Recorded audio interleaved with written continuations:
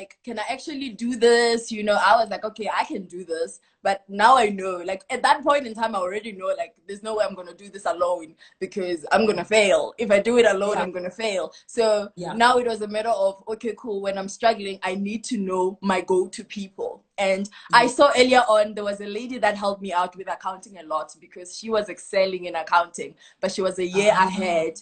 Shotozo. Yeah, so she literally gave me private tutoring sessions when I was like, dude, I don't understand what's going on. If there's one thing I'm gonna fail first, it's accounting. But I never failed, so it was just like, oh, okay, cool, help me out. And she literally gave me a crash course on accounting, and that's how I survived accounting in first semester, first year. But there's a lesson again. Young people who are out there, parents who are going to be talking to your young people. You never think you're too smart to ask for help. So if you see other people, whether they're a year ahead of you or they're in your class, go to the people who know. Don't complain about why do they know when you don't know. Yeah, no, it doesn't help. Not jealous, that doesn't help. Just make them your friends so that you can get to know what they know. So you learn from this other girl who wasn't in your class, who was ahead, but also there was a guy who was in your class who you, and that's important. That's humility right there. Humility is not being quiet and not saying anything. It's knowing where to ask, and if you don't know, say I don't know, admitting that you don't know and getting help. So that's great. Yeah. Have you ever failed? Did you ever fail any test in first year? Ooh. Yes, I did.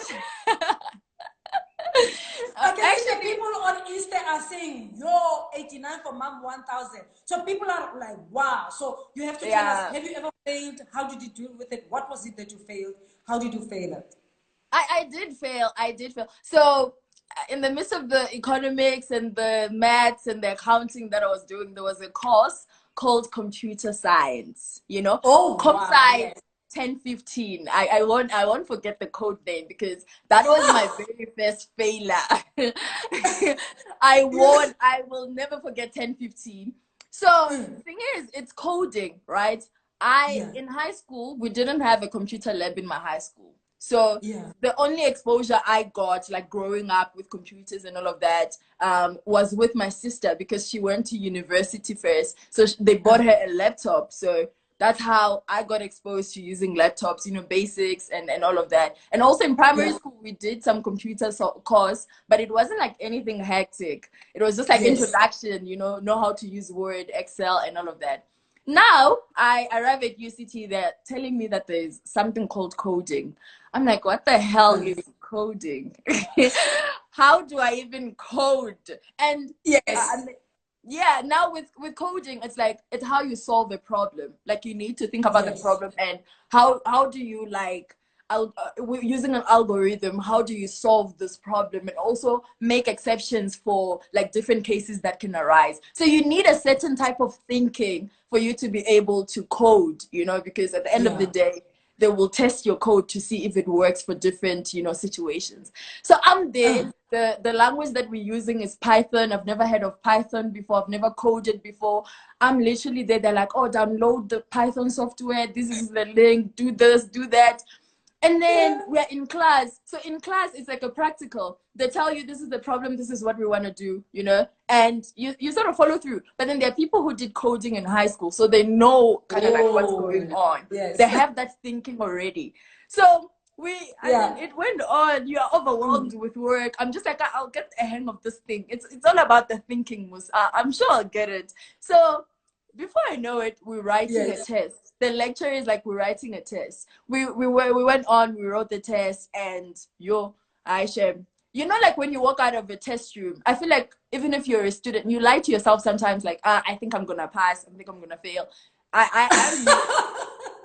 knew there was no way I'm gonna pass that thing. This is gone. This I didn't get. I knew walking out of that test, I was like, if I pass this is God. God is like, I'm my child, I'm pushing you at least beyond the other side. But I knew I wasn't gonna pass that thing. And worst of all, when the marks come out, they send them right on a spreadsheet with just your MPO ID. So I checked my MPO ID and I got a 49. Wow. I remember 49. I was like this close to passing. So it's a 49. So you didn't look for the 1 mark. You didn't search the script for 1 mark. You didn't search that maybe there's a 1. This is my first failure in life. Like I've been getting hundreds.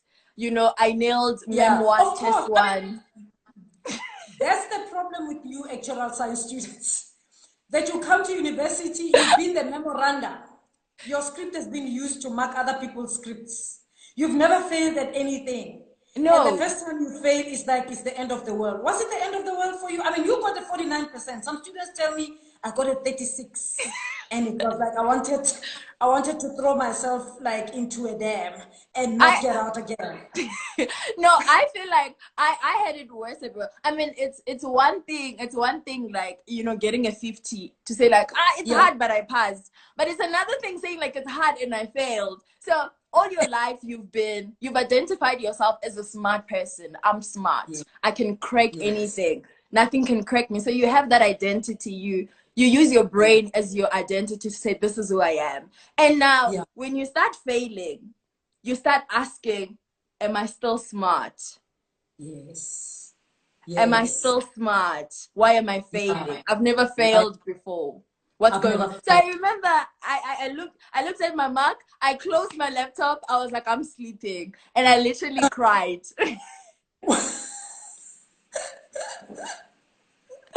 I cried that night. It was a Friday. And my mom called me, right?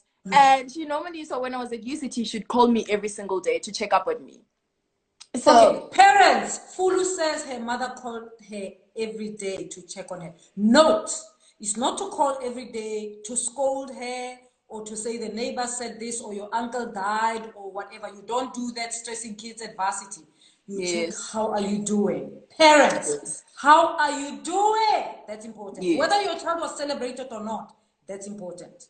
Yeah. Go ahead. So she literally, even now, she checks up on me like every day. She's still calling, like, are you fine? How are you? How's work? So she calls me and she's like, why are you down today? Because normally I'm loud, I'm energetic. So if you find me chilling and energy levels are not on the same level, you know something is wrong. So she's like, today you're quiet. What's going on? I'm like, Mom, I failed. She's like, what? I'm like, Mom, I failed. Computer science, I failed. And then she's like, no, man. So you failed computer science. What happened? I'm like, I don't even want to talk about it. I got a 49. She's like, no, that's where you're wrong. So you go back to that script. You look at your script. And then tomorrow when I tell you, you tell me what's wrong. And I'm like, I failed. All I know is I failed. I didn't even check my script. All I know is I failed. So she's like, no. But that's the thing that exactly I wanted us to get there before we end, is the fact that questions that your mother is asking you, because you tell her you failed, you're crying, you got 49%, and you don't even want to look at your story. She's not even stopping and saying, look, forget about that 49, they're talking nonsense, you are smart. She says, go back to the script. Look at the script. And I mean, of course, at some stage she might tell you that you are smart, you are better than this, but it's important to get to the basics, right? Go back to the script and look at what went wrong there. Yeah. Yes. So we go back and So I actually, after checking my script, I found that they actually didn't mark my last question, and this was on a Sunday. Like Saturday, I didn't touch it. They didn't mark my last question, and I had it was like 4 marks. So at the end, I passed, but like it was a fail initially. What?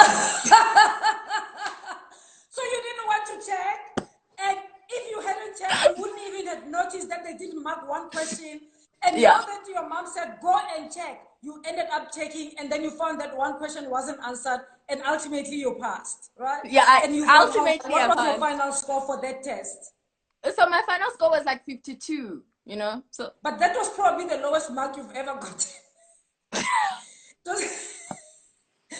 Did you still cry? I mean, it's very interesting. People don't know that some of the students, I'm mentoring. I get a student who's crying like it's a level, like it's ground zero because she got a 60%, like a 60%. Like she has never seen this in her life.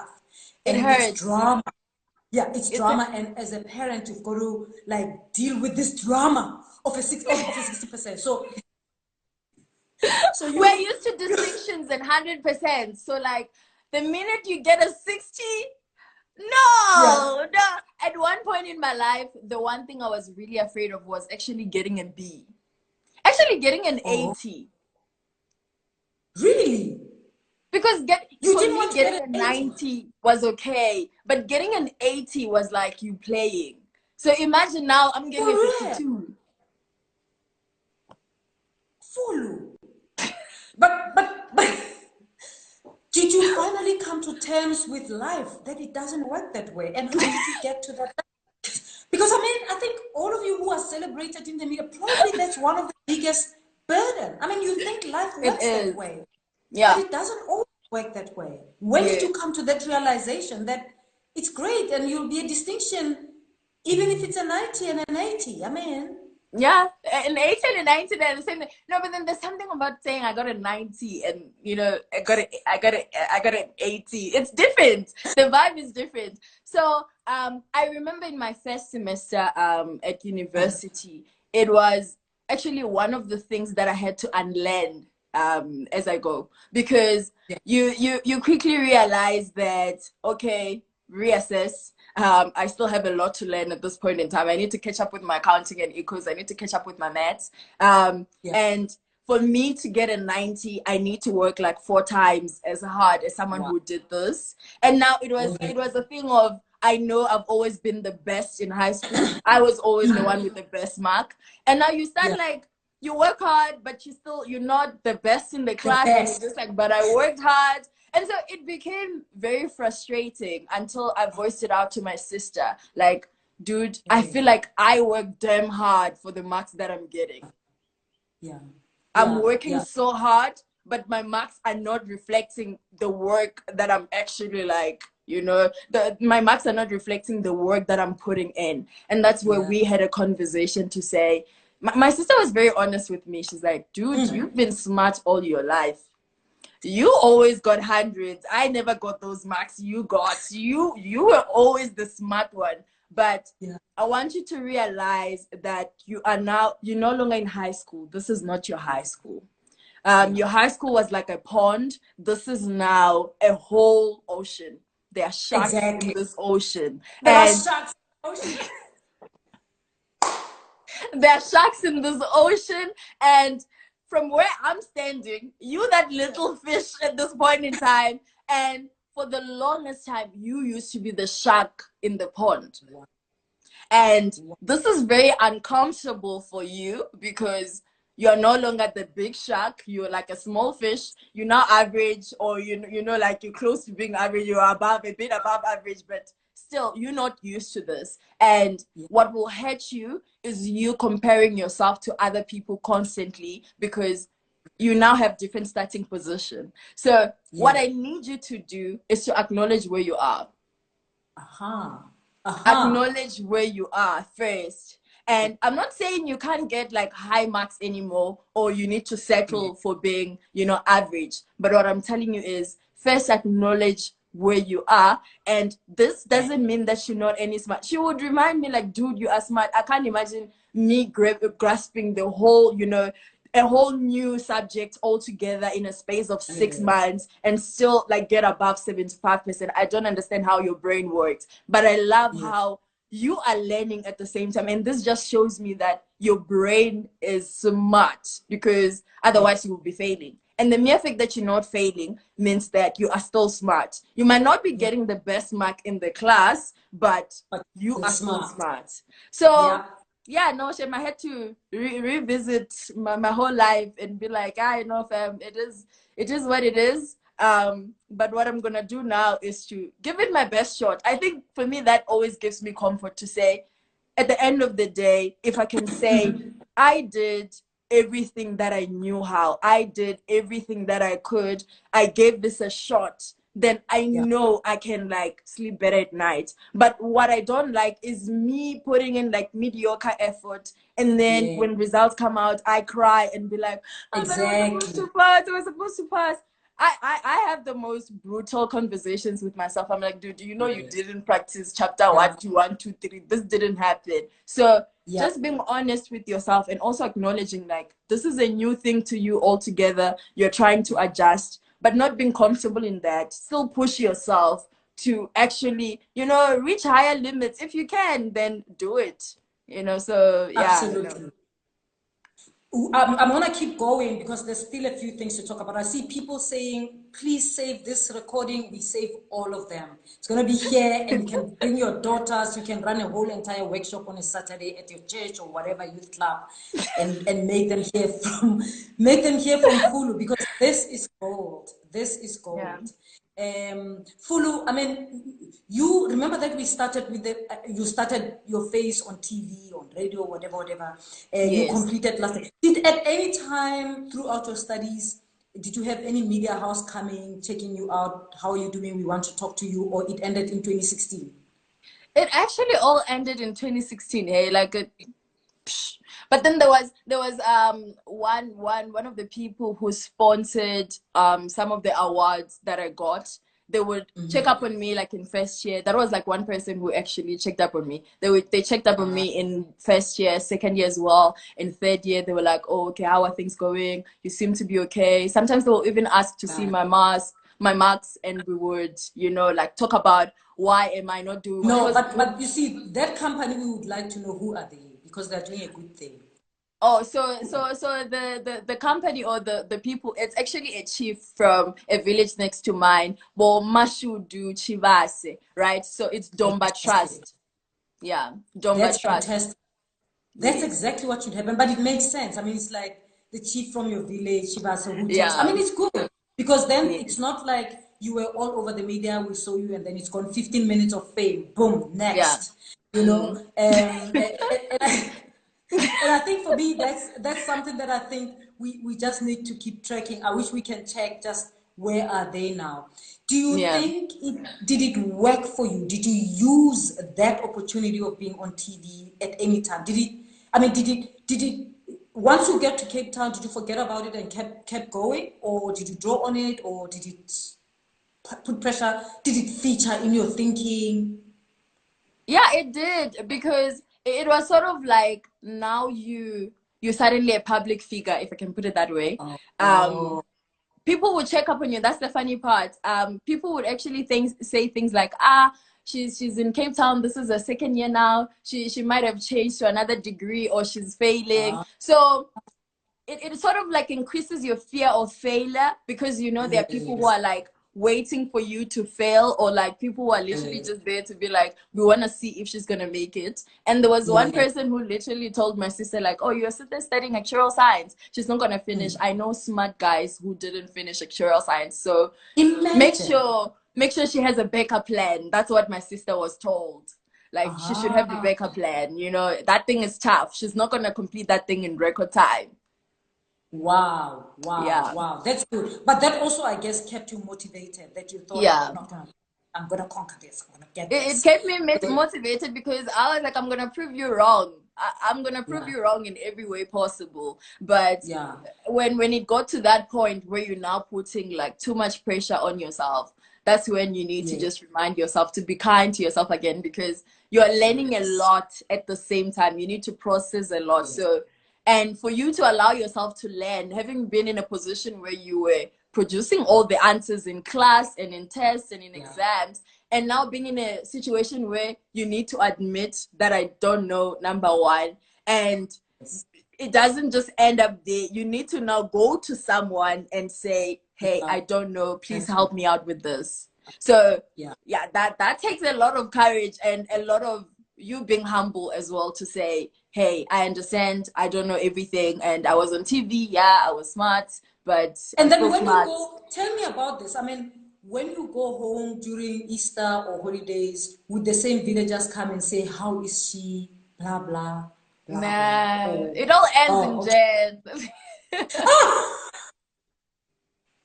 All right, now Yeah, the fame ends in Jan. It ends in Jan. But then there are people, when they see you, like when they see you, you know, it's just coming from UCT, they'll be like, "Oh, you're back." You're like, "Yeah, I'm back. I came back a few days ago. I'm back. You know, Yeah. I've been here for a week." But you know what, Fulu? I can tell you, people might not say, but they're counting the years. They said it's a 4-year degree. They're counting. There is some nosy person in the village or in the township who counts.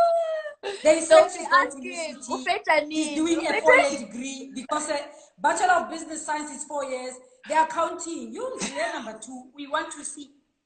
Yeah. They won't say anything. They'll keep smiling and greeting you as long as by the year number 4, if you are not finished, the year you are still going, then the gossip starts like, ooh. Yeah, Ooh, the no. clever one. Ooh.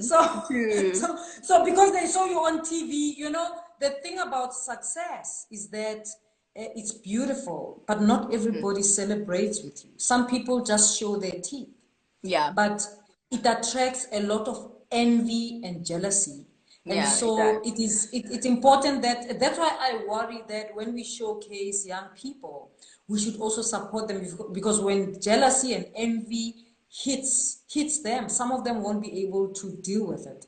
Some young people know how to, because some people, when they get envious and jealous, they talk, they make sure that they make it your problem. They start projecting their failures on you as if it's their problem that they are failing when you are passing. You know, as if you are getting opportunities, it is your problem.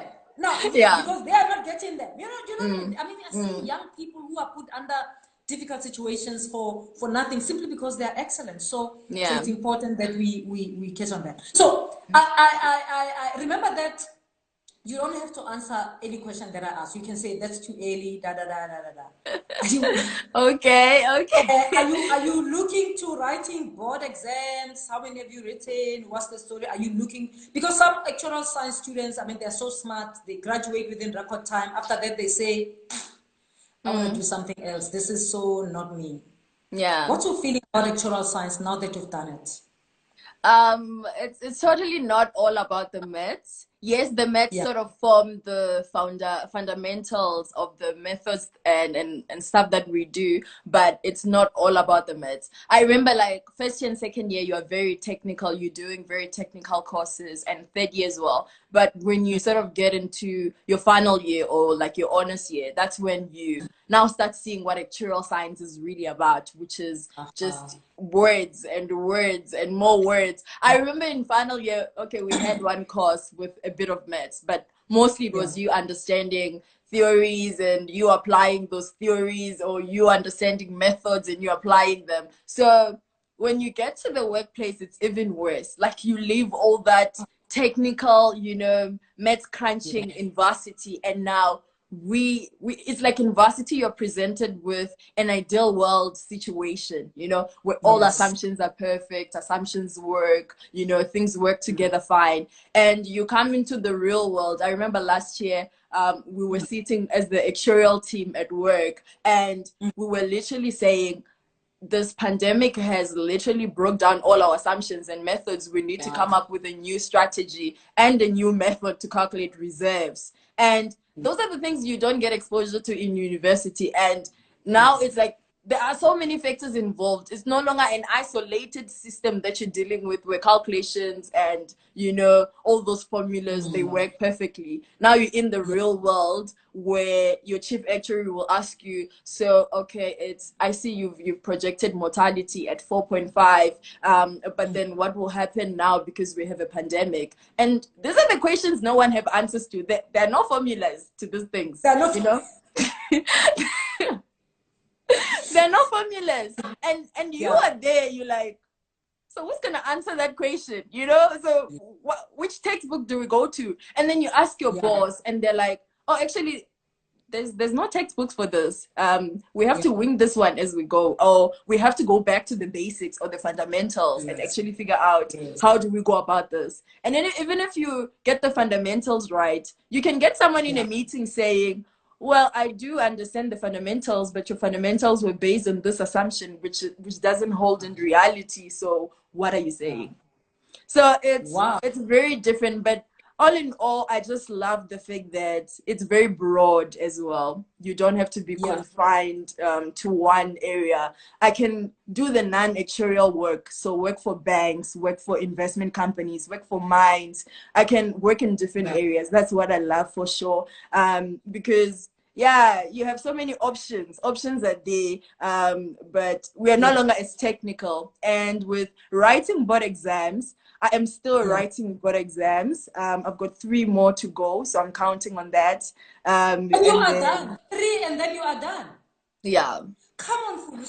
So in the 4 years of your Bachelor of Business Science, how many exams did you write? When you left UCT, had you written some already? Yes, so like UCT offers you a maximum of like 10 if you're doing it up until honors. So you get a maximum of 10. I missed 2 out of the 10, which I wrote last year and I passed. And then from there, I just have 3 left. Yeah. Wow, because I know people who have been having this degree for many years and they're still trying to get the board exam. So you left with 3. And your idea is that you want to do 3 and then you want to qualify as an actuary, and then your options are open. You'll see how it goes. Yeah. Great. So, and then advice. If you were to advise young people who want to go into actuarial science, I mean, oftentimes it's the needy ones who get maths and then they say go into maths, but you know, I mean, what would you advise? What kind of students should go into actuarial science? I think anyone can do actuarial science, eh? That's what I realized after my degree. I was like, it's not necessarily about being the smartest person in the room. I know a couple of people that in first year, the guy that was helping me out with MIM 1000, who had the advantage of having done AP Maths, he ended up extending his degree, right? And that is someone who already had like a footing, like they were already a step ahead, you know, and they're already smart, because if you get into actuarial science, then you're smart. It's non-negotiable. You're already smart. But I think you need to be someone who is very stubborn about their goals, but very flexible when it comes to your methods. Those are the people that survive. Because when we were in final year, talking to my friends, we're like, how did we actually make it out of the 400 people that started with this degree to be in the 72 that actually finished? And in the 72 we have other people we picked who were ahead of us along the way. How did we make it? And a lot of us went through this phase of trial and error to say, this is not working, I need to try out something new. This is not working, I need to try out something new. Or my methods are failing me right now, I need to consult with my lecturer. If you really feel you are that person, you know, of course you need to love maths, but I wouldn't advise you saying I want to do actuarial science because I love maths. So that's not the only thing that you should have in place. You should have other things in place as well. You should have other things in place. You should be looking at, okay, South Africa insurance industry, where are we at this point in time? You have your mainstream insurance, you have your micro insurance. These are the things you should be looking into, and what type of insurance products are out there, which is something that I didn't do. I got into actuarial science thinking, oh, okay, I love maths, I'll do this because I love maths, you know? And then you get in there, you're like, this thing is not all about the maths. There's so many things involved here. It's not just about the maths. But you do need that technical, you know, mathematical background. But at the end of the day, that mathematics, you'll be applying it traditionally in the insurance industry. So you need to love insurance because that's where your skills will be applied. You need to think like an insurer. You need to think about the different products. You need to think about what are some other products that I can actually suggest that they should be, you know, designed to cater for such needs. Like, for example, you might say, what about insurance for soccer players? They are stars today and then they have a major injury. They can't work tomorrow. Next thing, they're broke, you know? What about such people? So that's how you should be thinking, and that should excite you, you know, if you're going to go the actuarial route. Because when you're writing board exams, you're writing on such things, and it's very difficult for you to pass the board exams because they're difficult, number one. And if you are not passionate about insurance, then you are literally forcing yourself to write a very difficult exam based on something that you don't even like or something you're not passionate about. Yes, yes. So then now you start with this whole process of rewriting and rewriting. Then you end up giving up, like, I know this thing is not for me. You change. Other people do realize like it's not for them, and other people are just like, yo, I feel like I shouldn't have taken actuarial science to begin with because this is not the stuff that I want to do. So as I a think young I think it's been, yeah, go ahead. Oh, I was saying, as a young person, I think in retrospect, I would say I'm very artistic. There was once a question, someone once asked me, if you were not doing actuarial science, what were you actually, given the option now, what were you actually going to do? I was like, I was definitely going to be an artist, like poetry, count me there. If I had to. I mean, tell me about it. You wrote a poem for me on one of my birthdays. I can't remember, 2 years ago or something. I was like, wow. I was surprised, like, this XI, and she like composes stuff like this. Yeah. So you are artistic, but also in the way you dress, how you do your own hair, you plait your own hair in an amazing way, as if you are some kind of musician or whatever, you know. But we're glad that you didn't choose art. I mean, that's not to say you can't do art. Also, you I can do still both. can. Yes. Of I course, you still can do both. can. Yeah, but we are glad that you're here. I mean, I think you've shared nuggets of wisdom. I wish we could go on and on and on. I hope you've been looking at the comments that are coming up on the screen. I think any young person who's been listening, any parent who's been listening, they got a lot from this, not from me, but from you, and they will share with their children. And I hope young people who are watching this got the lesson, got the lesson. I mean, humility is not about it's not about being quiet. It's not about not having answers. You just told us your parents taught you, your mother taught you humility. And then as you were talking, your story of your humility came through. That even as you're smart, you learned from other people. You were humble enough to say, I don't know. You want to hear from other people. You taking your career in an amazing, amazing way. We haven't even talked about res and how you pulled off your life. Being who I am and sitting where I'm sitting, I know that you've also had challenges to deal with there, and you deal with them with such grace. I mean, you are amazing, Fulu. You are amazing. Some people fight for things that they shouldn't be fighting for, and I keep thinking, focus on your studies. Don't fight for this. And with you, I never even had to say that. You just do this. Other mentees, I have to say, no, just leave this thing. Get the damn degree. This is not worth it. You make that decision yourself. You say, I don't want to waste my brain. I want to focus on my degree, and you get on with it. You are amazing. When I say to you, you are top shelf, I mean exactly that. Now hold it, honor it, honor it. This is not the end. This is the beginning. There's a future out there. There's a lot of things that you need to deal with in your life, and hold it. Go on in your life in this way. Don't apologize for who you are, but continue with the wisdom, with the wise way in which you handle all your challenges. Being stubborn about your goals. I like that. Be stubborn about your goals, and never sacrifice them, because at the end of the day, you don't want to look back and say, I wish. You want to look back and say, I'm glad I did. So thank you so much for talking with me. I don't know if you have parting words. People are sending hearts and hugs and everything. I see the love. I see all the love. Yes. Oh my word. Oh, thank you so much, guys. Thank you. Well, what my last words? Wow. Do we have a YouTube channel? You have a YouTube channel. Oh yes. You have a YouTube channel, so you can plug yourself. Come on. I have a YouTube channel, guys.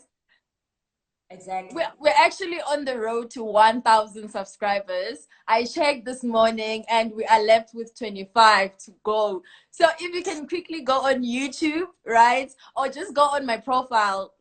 I will plug you. There's a link. Go on my YouTube. Fulipelani Mashapa, that's the name of my channel. And we deal with money, risk, and insurance. Simply because, Prof, in South Africa, a lot of people are financially illiterate. Even your accountants who are supposed to know, you know, finances. Wow. They know companies' finances, but they don't know their own finances. Their own. Actuaries know